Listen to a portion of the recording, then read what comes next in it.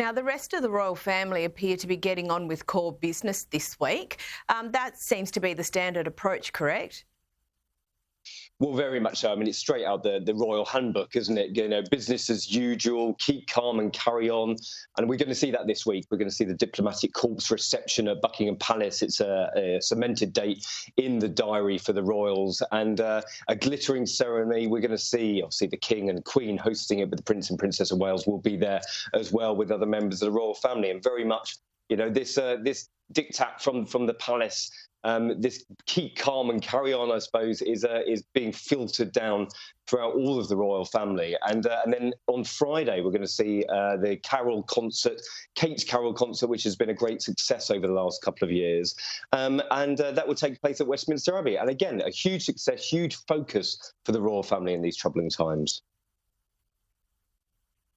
Now, there's also been some talk about a potential legal action by the royal family. Do you think that's likely or advisable in a public relations sense?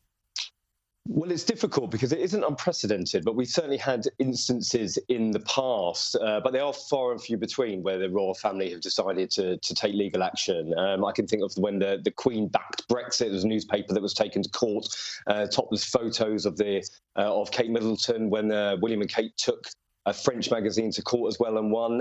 This is quite a difficult situation for them to decide. Should they, go with public opinion, which has been overwhelmingly sympathetic, or do they need to make a stand on this book? I wouldn't be surprised either way. I mean, that is potentially sitting on the fence, but I could see a situation where they do take legal action. It is very, very serious claims that we've got here, but they may decide to take their foot off the gas, not rush into any decision, and wait it out and see what happens. Now, this blow-up has been called the royal racism row, but even the head of the former head of racial equality there in Britain considers the allegations to be nonsense. As a society, do you think we jump to convenient conclusions on this sort of thing too quickly and easily? Well, I'm not sure, really. I mean, obviously, the allegations were made by Meghan Markle herself. We can only, take her word for it of how offended she was by certain comments that she alleges were made. Prince Harry backed her up in that Oprah Winfrey interview, but they have changed their story. I mean, Prince Harry was saying we didn't say racism, we were blaming it on the British press. But when you're talking of conversations in such a nature, I think it's very, very hard to get out of the sort of race row concept. And so even by saying unconscious bias, I know that is a distinction that Harry and Meghan have both made. But, these are very, very serious allegations and conversations that one family may say are completely normal and another family may say it's not. So I suppose it's only the family and the people who are offended who really know what happened on that day, and certainly and how taken aback they were. Now, on to other things. King Charles made a speech at COP28 this week. Here's what he had to say.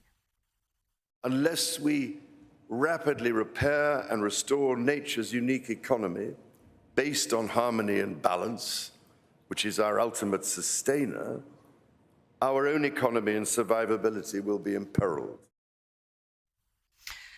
Russell, how was his speech received? Was it well received? And how did this kind of play against the backdrop of the current family dramas back home?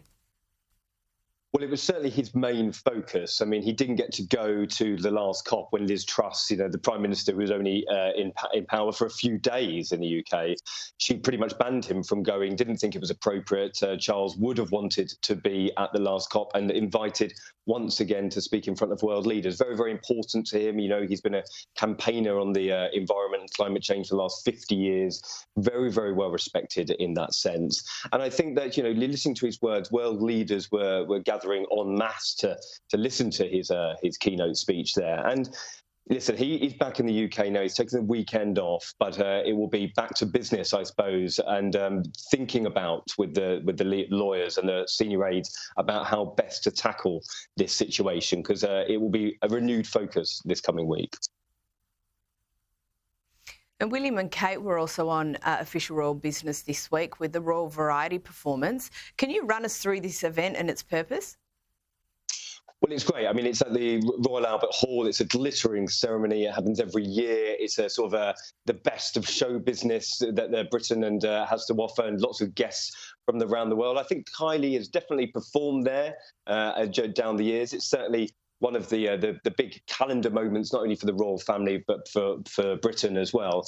And it gives a chance for the royals to let their hair down, celebrate, the best of the entertainment industry. And I'm sure, looking back on that, they'll be looking forward to the Carol concert on Friday. Russell Myers, as always, an absolute pleasure. Thank you so much for joining us.